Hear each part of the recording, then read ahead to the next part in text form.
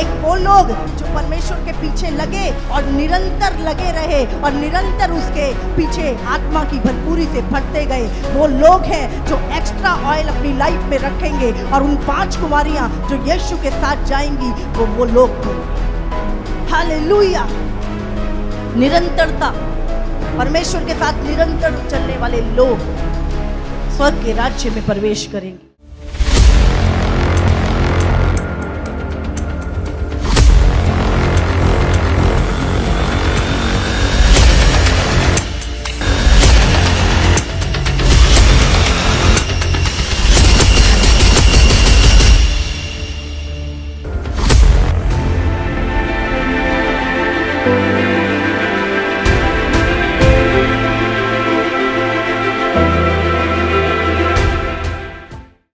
जानते हैं आपको वचन कितना जरूरी है। परमेश्वर ने हमें क्या दिया ब्लेस होने के लिए? हाँ, अपना वचन। हम परमेश्वर के मार्ग पे सही चलें, प्रभु ने क्या दिया? वचन। परमेश्वर अपनी चेतावनियां, अपनी हिदायतें हमें देता है। किसके द्वारा? वचन के द्वारा। तो हमें कितना अधिक प्रभु के वचन पे आशीष कैसे मिलती है? प्रभु के वचन पे चलने से। हम बुद्धिमान कैसे बनते हैं? परमेश्वर का वचन हमें बुद्धिमान बनाता है। तो खुदा के वचन, आज मैंने बताया था, ये वचन ऐसे ही नहीं पहुंच गया हम तक। करोड़ों कुर्बानियां इस वचन के पीछे हैं। हालेलुया। ये वचन हमें बुद्धिमान बनाता है। बोलो, वचन मुझे बुद्धिमान बनाता है। साइंस पढ़ के आप बुद्धिमान नहीं होने वाले। हाँ, संसार की किताबें पढ़ के आप बुद्धिमान नहीं होने वाले, लेकिन परमेश्वर का कलाम पढ़ के आप बुद्धिमान होने वाले हो। हालेलुया। उसके वचन को सुन के और चल के। करोड़ों अरबों किताबें हैं संसार में जो मनुष्यों ने लिखी है, इंसानों ने लिखी, और आज दुनिया के बहुत विद्वान लोग उसे पढ़ते हैं। फिर भी बहुत सारी चीजें उनकी लाइफ में अनसुलझी रह जाती हैं। लेकिन जब आप परमेश्वर के वचन को पढ़ते हो, बाइबल में लिखा है तुम्हारे जीवन में प्रकाश होता है। हर चीज खुल जाती है तुम्हारे सामने। जितना वचन का प्रकाशन तुम्हारे जीवन में आता है, चीजें खुलती जाती है। बताओ कि किसी का पैसा किसी को बुद्धिमान बनाता है? हाँ, वो तेरे अमीरों के बच्चे मूर्ख देखे हमने। हाँ, समझ रहे?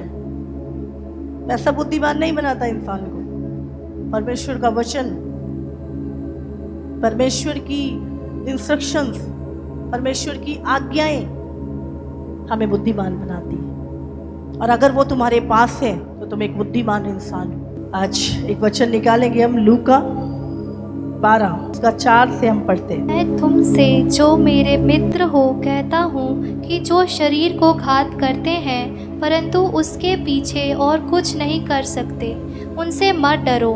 मैं तुम्हें चिताता हूँ कि तुम्हें किससे डरना चाहिए। घात करने वाले के बाद जिसको नरक में डालने का अधिकार है, उसी से डरो। हाँ, मैं तुमसे कहता हूँ, उसी से डरो। क्या 2 पैसे की 5 गौरैयाँ नहीं बिकती, तो भी परमेश्वर उनमें से एक को भी नहीं भूलता। तुम्हारे सिर के सब बाल भी गिने हुए हैं, इसीलिए डरो नहीं, तुम बहुत गौरैयों से बढ़कर हो। परमेश्वर कहता है उनसे मत डरो जो तुम्हारे शरीर को घात कर सकते हैं, पर किससे डरो? घात करने के बाद जिसको नरक में डालने का अधिकार है, उससे डरो। क्या मनुष्य जब शरीर छोड़ता है वो मर जाता है? हाँ, नहीं। सिर्फ उसकी आत्मा शरीर से अलग हो जाती है, और जो जीवन है वो आत्मा के अंदर है। एक व्यक्ति तुम्हारे शरीर को मार सकता है, समझ रहे, पर वो तुम्हारी आत्मा को नहीं मार सकता। किससे डरना है? जो तुम्हारे शरीर को मारे उससे नहीं, लेकिन किससे डरना है? जो तुम्हारी आत्मा को नरक में डाल सकता है, उससे डरो। और एक व्यक्ति को नरक में डालने का अधिकार किसको है? स्वर्ग और नरक का अधिकार परमेश्वर के पास। हालेलुया। तो प्रभु कहता है उससे डरो, जिसको नरक में डालने का अधिकार है, उसी से डरो। फिर यहां पे लिखा है, क्या 2 पैसे की 5 गौरैया नहीं बिकती? उस टाइम पर ये वचन लिखा गया था, 2 पैसे की 5 गौरैया। गौरैया देखिए, चिड़िया ब्राउन से कलर की गौरैया। हाँ, प्रभु कहता है तो भी परमेश्वर उनमें से एक को भी नहीं भूलता। तुम्हारे सिर के बाल भी गिने हुए। तुमने गिने कभी? तुमने गिने बैठ के कभी अपने सिर के बाल या गिनवाए? बताओ। हाँ, पता है कितने? नहीं पता। लेकिन आप जानते हैं परमेश्वर तुम्हारे सिर के बाल कितने हैं ये भी जानता है। हालेलुया। वो कहता है तुम्हारे सिर के बाल भी गिने हुए हैं। अगर एक चिड़िया की जान परमेश्वर के उसके बिना नहीं जा सकती, अगर प्रभु उनकी चिंता करता है तो तुम्हारी कितना प्यार तुमसे करता है परमेश्वर। इसलिए आगे पढ़ेंगे हम, 13 से पढ़ते हैं। फिर भीड़ में से एक ने उससे कहा, है गुरु, मेरे भाई से कह कि पिता की संपत्ति मेरे साथ बांट ले। उसने उससे कहा, है मनुष्य, किसने मुझे तुम्हारा न्यायी या बांटने वाला नियुक्त किया है? और उसने उससे कहा, चौकस रहो और हर प्रकार के लोभ से अपने आप को बचाए रखो, क्योंकि किसी का जीवन उसकी संपत्ति की बहुतायत से नहीं होता। आपको पता है कितने लोग रोज मर जाते हैं बिना बीमार हुए? छोटा सा हार्ट अटैक आया और खत्म।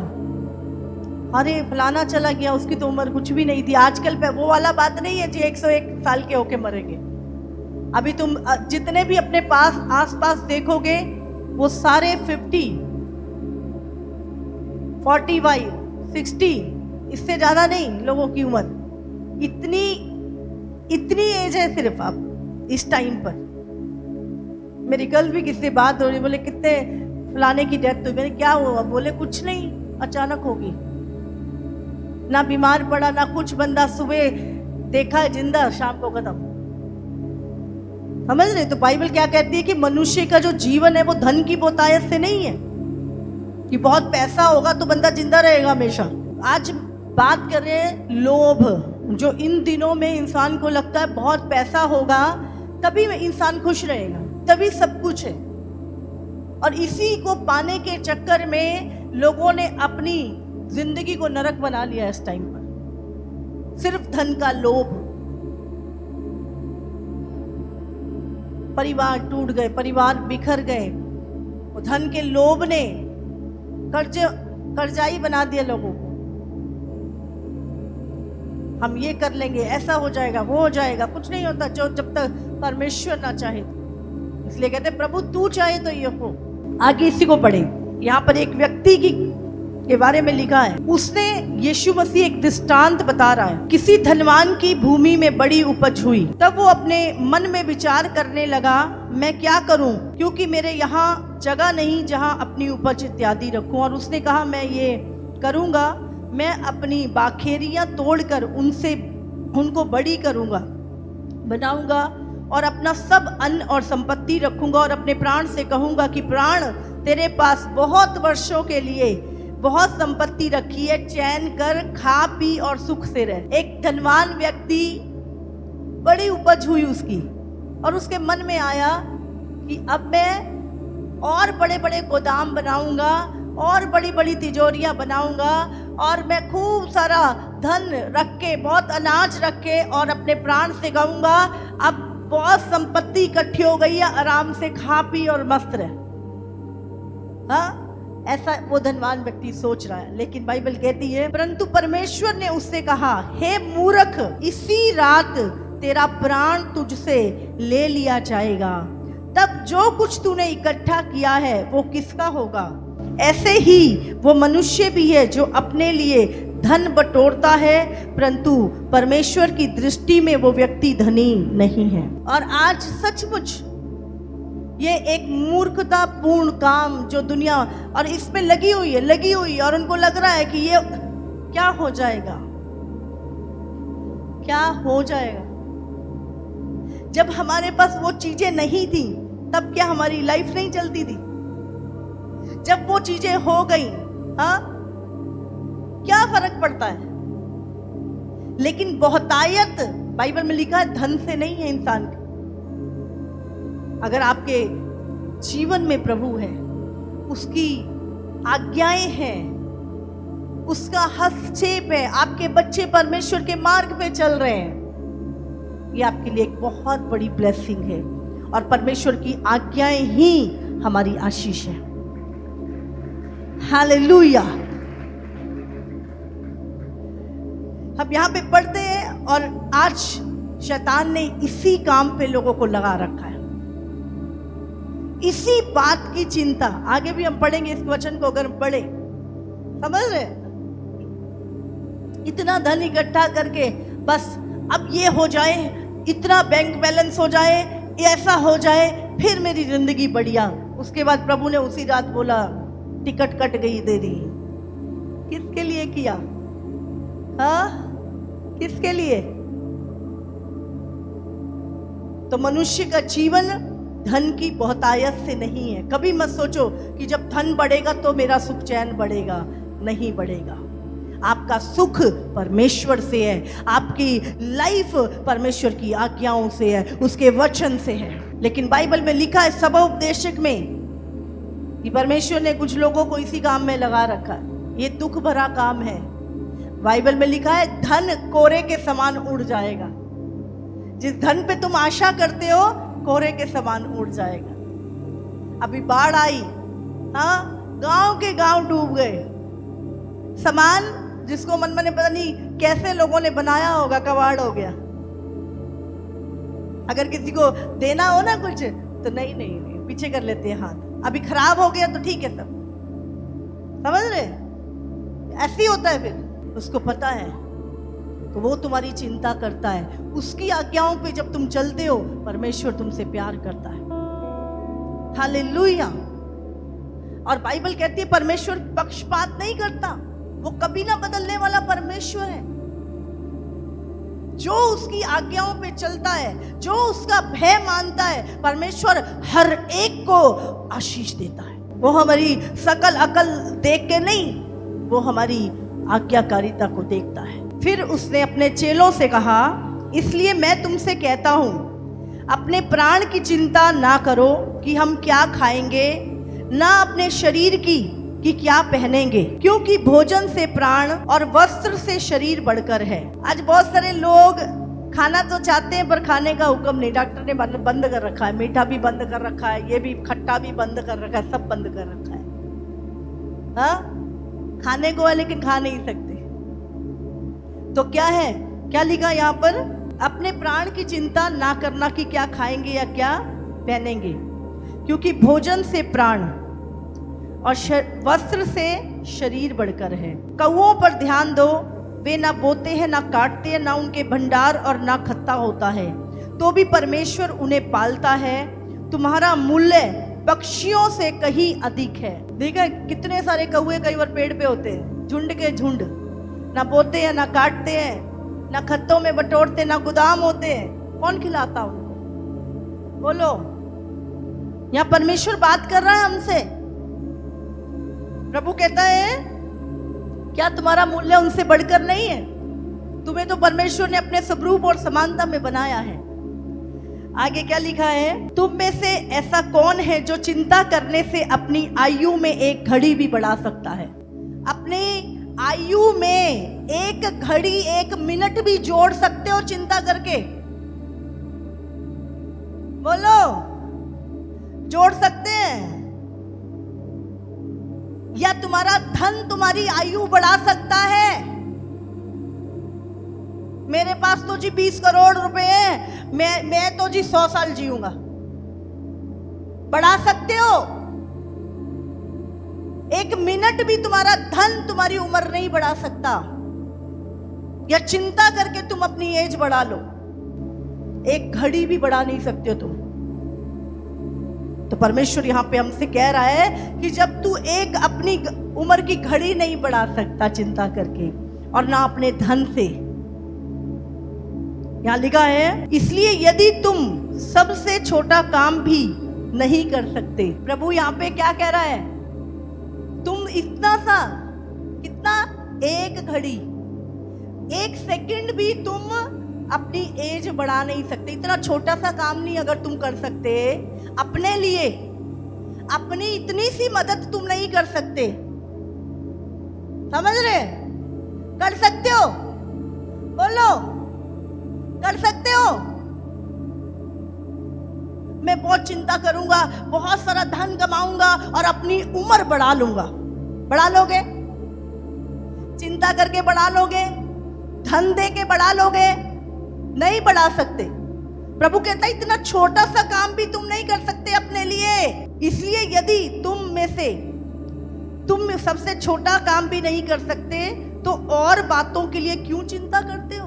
अब वो कौन सी बातें हैं? प्रभु कहता है सोसनों के पेड़ों पर ध्यान करो कि वो कैसे बढ़ते हैं। वे ना परिश्रम करते ना काटते हैं, तो भी मैं तुमसे कहता हूं कि सुलेमान भी अपने सारे वैभव में उनमें से किसी एक के समान वस्त्र पहने हुए ना था। इसलिए यदि परमेश्वर मैदान की घास को जो आज है और कल भाड़ में झोंक जाएगी ऐसा पहनाता है, तो हे अल्प विश्वासियों, हे कम विश्वास करने वालों, वो तुम्हें क्यों ना पहनाएगा।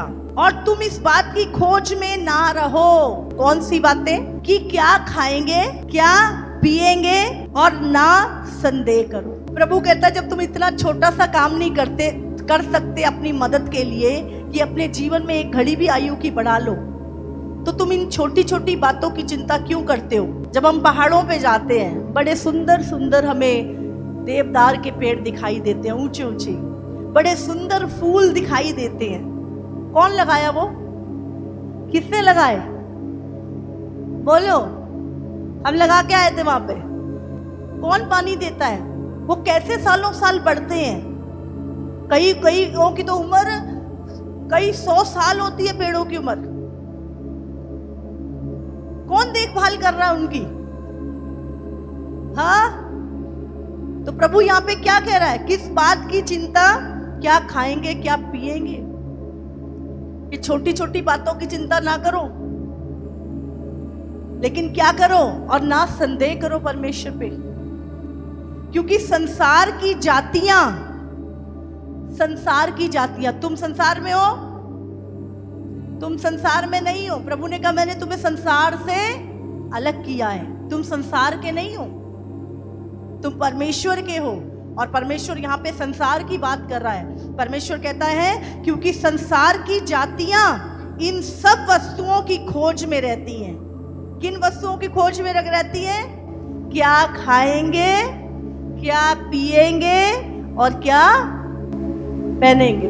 रहती है? नहीं रहती। किसी के पास बैठ जाओ तुम, यही बातें। किसी के पास बैठ जाओ, यही चिंता भरी बातें, डर की बातें, भय की बातें, बोझ की बातें। लेकिन प्रभु यहां क्या कहता है? ये संसार की जातियों का काम है, ये तुम्हारा काम नहीं है। प्रभु यहां पे लिखा, तुम्हारे लिए क्या लिखा है परमेश्वर ने? और तुम्हारा पिता जानता है कि तुम्हें इन वस्तुओं की आवश्यकता है, परंतु उसके राज्य की खोज में रहो तो ये वस्तुएं भी तुम्हें मिल जाएंगी। इसके लिए चिंता करने की जरूरत नहीं है तुम्हें। तुम्हें क्या करना है? तुम्हें परमेश्वर के राज्य की खोज करनी है, परमेश्वर की आज्ञाओं पे चलना है, परमेश्वर के वचन को अपने जीवन में लाना है, उस पे आप चलते रहो। इन चीजों की चिंता नहीं करनी। लिखा है तुम्हारा पिता जानता है। हालेलुया! तुम्हारा पिता जानता है तुम्हें क्या चाहिए। आप बताओ, हम पापी लोग, संसार के लोग अपने बच्चे की जरूरत जानते हैं। मेरे बच्चे की कब फीस भरनी है, कब कपड़े सिलवाने हैं, कब इसको क्या चाहिए।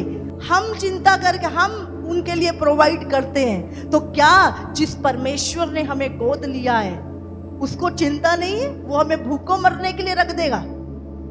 क्या हम भूखे मर जाएंगे? परमेश्वर कहता है वो जानता है तुझे क्या चाहिए, इसीलिए प्रभु कहता है तू उसके राज्य की खोज कर, ये सारी वस्तुएं तुम्हें मिल जाएगी।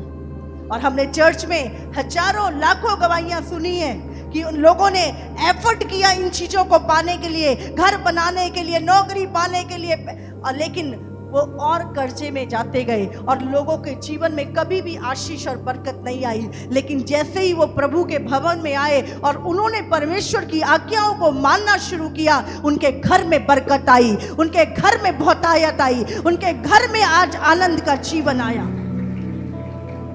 हालेलुया। और ये उनके दिमाग से नहीं, उनकी कोशिशों से नहीं, सिर्फ प्रभु के वचन पे चलने के कारण, आज्ञाकारिता में। इसीलिए हमारी आशीष क्या है? परमेश्वर की इंस्ट्रक्शंस, परमेश्वर की आज्ञाएं हमारी आशीष है, हमारी उन्नति का कारण है। हालेलुया। इसलिए परमेश्वर कहता है तू जैसे आत्मिक उन्नति करता है वैसे ही तू सब बातों में उन्नति कर, क्योंकि जब तू आत्मिक उन्नति करेगा बाकी की उन्नति तेरे जीवन में आ जाएगी। हालेलुया। आगे और लिखा यहाँ पर, हे छोटे झुंड मत डर, क्योंकि तुम्हारे पिता को ये भाया है कि तुम्हें राज्य दे। आप जानते हैं आपको राज्य मिलेगा, आप परमेश्वर के किंगडम के अधिकारी होगे और बहुत जल्द मेरे प्रभु का राज्य इस दुनिया में होगा और उसके ऊपर आप राज्य करोगे यीशु मसीह के नाम से। हालेलुया।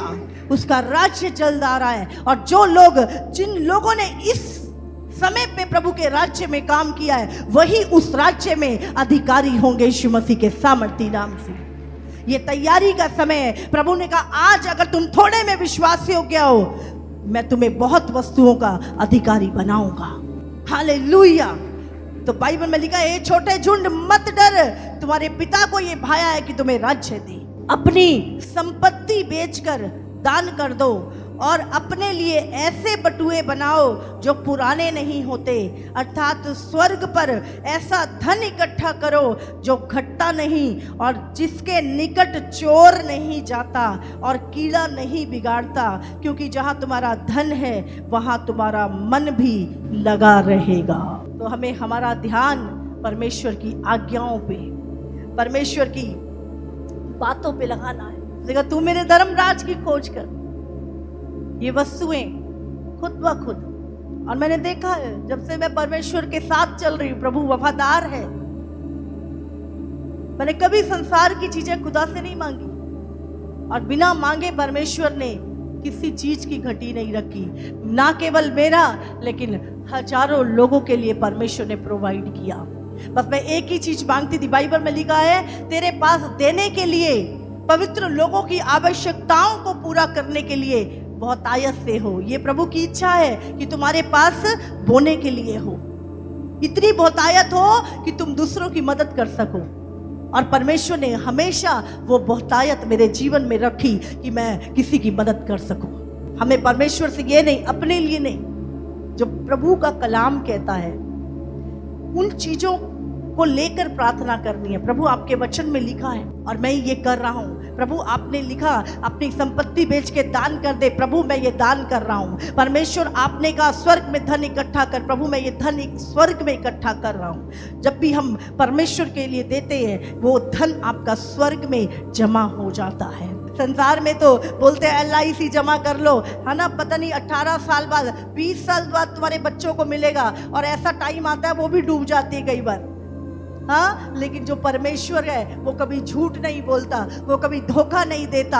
अगर उसके वचन पे चल के देखो वो आशीष तुम्हारे जीवन में उसी समय से शुरू हो जाती है। याकूब 5 निकालेंगे हम उसका 1। हे धनवानों सुन तो लो, तुम अपने आने वाले कलेशों पर चिल्ला चिल्ला कर रो। तो जब किसी के धन को बढ़ता हुआ देखो तो कुड़कुड़ाओ ना, अपने मन में डा ना करो। प्रभु यहाँ पे धनवानों को चेतावनी दे रहा है। हाँ, हे धनवानों सुन लो, तुम अपने आने वाले कलेशों पर चिल्ला चिल्ला कर रो। तुम्हारा धन बिगड़ गया है और तुम्हारे वस्त्रों को कीड़े खा गए हैं। तुम्हारे सोने चांदी में काई लग गई है और वो काई तुम पर गवाही देगी और आग के समान तुम्हारा मांस खा जाएगी। तुमने अंतिम युग में धन बटोरा है। अभी क्या है, तैयारी कहाँ की करनी है? स्वर्ग की। कि दो तरह के लोग, एक पवित्र आत्मा से भरे और उसके बाद दुनिया की तैयारी में लग गए। एक वो लोग जो परमेश्वर के पीछे लगे और निरंतर लगे रहे और निरंतर उसके पीछे आत्मा की भरपूरी से भरते गए। वो लोग हैं जो एक्स्ट्रा ऑयल अपनी लाइफ में रखेंगे और उन 5 कुमारियां जो यीशु के साथ जाएंगी वो लोग होंगे। हालेलुया। निरंतरता, परमेश्वर के साथ निरंतर चलने वाले लोग स्वर्ग के राज्य में प्रवेश करेंगे। तुमने अंतिम युग में धन बटोरा है। देखो, जिन मजदूरों ने तुम्हारे खेत काटे, उनकी वो मजदूरी जो तुमने धोखा देकर रख ली है चिल्ला रही है और लबने वालों की दुहाई सेनाओं के प्रभु के कानों तक पहुंच गई है। तुम धोखाधड़ी करी, मजदूरों की मजदूरी मारी, किसी का धोखे से ले लिया। हमारी चीज नहीं थी पर हमने केस करके गलत वो चीज अपना ली।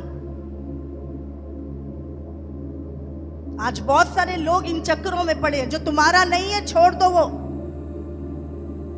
दूसरे के धन का लालच मत करो, दूसरे के घर का लालच मत करो। सब प्रकार के लोभ से बचे रहो, परमेश्वर तुम्हारे भंडार भर देगा। लेकिन अगर आप लोभी हो और दूसरे की चीज का लालच कर रहे हो और किसी की मजदूरी तुमने दबा ली है, किसी का हक तुमने मारा है, तो बाइबल में साफ लिखा है यहाँ पर, अगर तुमने किसी की मजदूरी जो तुमने धोखा देकर रख ली है चिल्ला रही है, उसकी जो पुकार है और लबने वालों की दुहाई सेनाओं के प्रभु के कानों तक पहुंच गई है। जब वो व्यक्ति रोएगा ना और उसकी दुहाई जब परमेश्वर के कानों तक पहुंचेगी, तुम्हारा कुछ नहीं बचने वाला।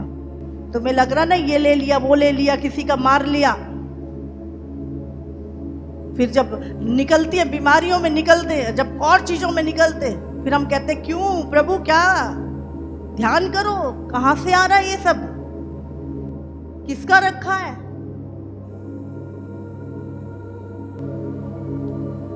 आगे लिखा यहाँ पर, तुम पृथ्वी पर भोग विलास में लगे रहे। तुम पृथ्वी पर भोग विलास में लगे रहे, सिर्फ अपने शरीर को की इच्छा पूरी करी, सिर्फ अपने शरीर को ही पूजा, जो मन को अच्छा लगा वो जीवन जिया तुमने। तुम इस दुनिया में भोग विलास में लगे रहे और बड़ा ही सुख भोगा, और बहुत ही सुख भोगा। आगे, तुमने इस वध के दिन के लिए अपने हृदय का पालन पोषण करके उसको मोटा ताजा किया। समझ रहे हैं? आखिरी दिन में क्या होगा ऐसे व्यक्ति का? वो वध किया जाएगा। तुमने आखिरी दिन के लिए अपने शरीर को मोटा ताजा किया। जैसे एक बकरे को खूब खिलाया जाता है, पहले मोटा किया जाता है कि उसका अच्छा दाम मिलेगा, और दाम क्या? उसका वध होता है। इसी तरह अगर आप अंतिम समय में आपने धन बटोरा और दूसरे की मजदूरी को मारा, लोभ किया और इसी काम में अगर लगे हुए हो, इसी बातों की चिंता, क्या खाएंगे पिएंगे, तो परमेश्वर कहता है तुम अपने शरीर को वध करने के लिए तुम ऐसा कर रहे हो। तुम्हारा धन तुम्हें बचा नहीं, तुम्हारा धन तुम्हारे खिलाफ गवाही देगा। हालेलुया। तुमने धर्मी को दोषी ठहराकर मार डाला और वह तुम्हारा सामना नहीं करता। इसलिए हे भाइयों, प्रभु के आगमन तक, बस उसके आगमन तक धीरज धरो।